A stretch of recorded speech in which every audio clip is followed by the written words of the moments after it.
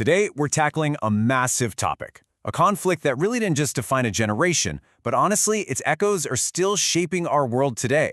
We're talking, of course, about the Vietnam War. And we're going to start in a kind of unusual place, not at the beginning, but right in the middle of the chaos. We're starting with these words from Walter Cronkite.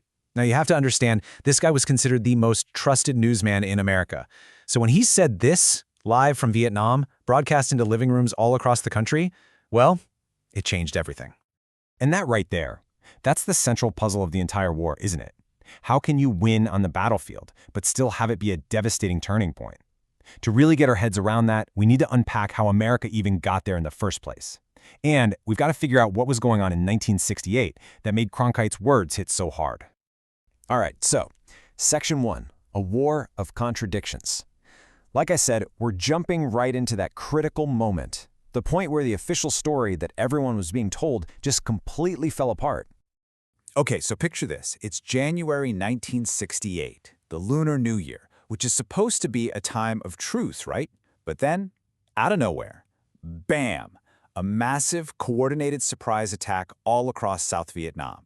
We're talking about 85,000 troops hitting cities, military bases. The fighting was literally in the streets. They even breached the walls of the U.S. Embassy in Saigon.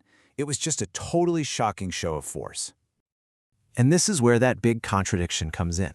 Militarily, if you look at the pure numbers, the Tet Offensive was a disaster for North Vietnam. They took massive casualties, and they didn't hold a single piece of territory they captured.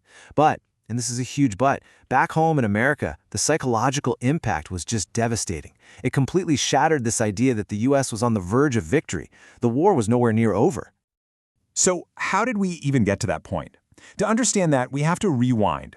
Let's look at the long, really complicated road that led America to Vietnam. Okay, so the story really kicks off with the end of French colonial rule. After the French were defeated, the Geneva Accords came up with what was supposed to be a temporary fix: divide Vietnam in two, and then hold elections in a couple of years to reunify the country. The problem? Those elections never happened. So that temporary line on a map, it became a very real, very hostile border, and that set the stage for everything that followed. And why did the U.S. care so much about this divided country halfway across the world? Well, it all came down to this one simple, powerful idea: the domino theory. This was peak Cold War thinking.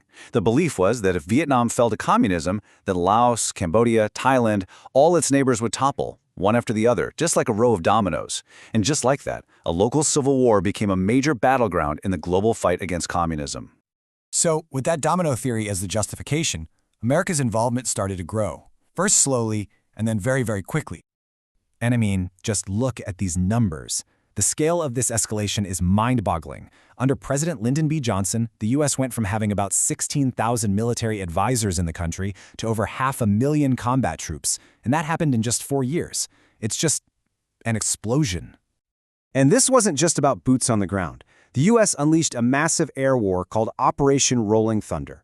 For 3 years, they just pounded North Vietnam with bombs. It was the most intense, sustained bombing campaign in history up to that point. The idea was to bomb them into giving up, but it just didn't work. It didn't break their will, and it didn't stop soldiers and supplies from getting to the south. So what was the plan on the ground? Well, it was a pretty grim strategy called attrition. The basic idea was this: kill enemy soldiers faster than they can be replaced. Victory was measured by body counts.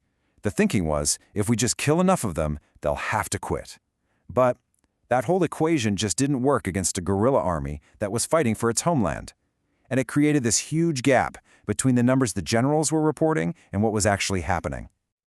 Okay, so this brings us full circle, right back to 1968. Why did the Tet Offensive hit so hard back home? Why was it such a game changer for Americans who were watching from thousands of miles away? Well, a huge piece of the puzzle is this: Vietnam was the first television war. Think about that. For the first time in history, the raw, brutal reality of combat wasn't something you just read about in the paper. It was being beamed, uncensored, right into your living room every single night. It was a guest at your dinner table. That created a connection to the war, a really visceral one, that just hadn't been possible before. And that is why Walter Cronkite's broadcast was an earthquake. You have Americans seeing these chaotic images from the Tet Offensive on their TVs, and then you have the most trusted man in news basically saying, yeah, what you're seeing is real. The government's optimism is misplaced. This is a stalemate. He essentially gave the entire country permission to believe their own eyes over the official reports from Washington. After Tet, public support for the war just plummeted. The anti-war movement, which had been seen as kind of fringe, exploded into the mainstream. You had massive protests, like the Vietnam Moratorium in '69. And then, the story of the My Lai massacre broke. The truth came out that American soldiers had murdered hundreds of unarmed civilians. That just destroyed any remaining moral high ground and tore the country even further apart. So the war would actually drag on for a few more years, and they were incredibly painful years. But really, the writing was on the wall. The path was set for a difficult American withdrawal, and it would leave behind a legacy, a truly devastating one. So how did it finally end? Well, not with a clear victory or a lasting peace, but with a total collapse. In 1973, the Paris Peace Accords were signed and all the U.S. troops came home. But that ceasefire, it didn't last. Fighting started right back up, and this time, the U.S. stayed out. By April of 1975, North Vietnamese tanks were rolling into Saigon. The South surrendered, and the war was finally over. Many of us have seen those frantic, desperate images of the helicopters evacuating people from the embassy roof. That was the very end. But the end of the fighting was not the end of the story. Because the human cost of this war, it's just staggering. It's almost impossible to wrap your head around. In total, somewhere between 3 and 4 million people were killed. Soldiers and civilians, the vast majority of them were Vietnamese. That number includes more than 58,000 Americans, a name for every life now carved into that famous black wall in Washington, D.C. And the dying didn't stop when the war did. In the years after 1975, hundreds of thousands of Vietnamese refugees, known as the Boat People, tried to flee the new government. It's estimated that 250,000 of them died at sea. So you see, the end of the war was really just the beginning of its consequences. Here in the U.S., it created what people called the Vietnam Syndrome, this deep public hesitation to get involved in another foreign war. It also created a massive amount of distrust in the government, and you can argue we still feel that today.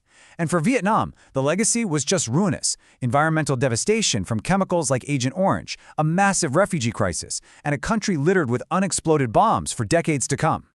And that really is the question we're left with, isn't it?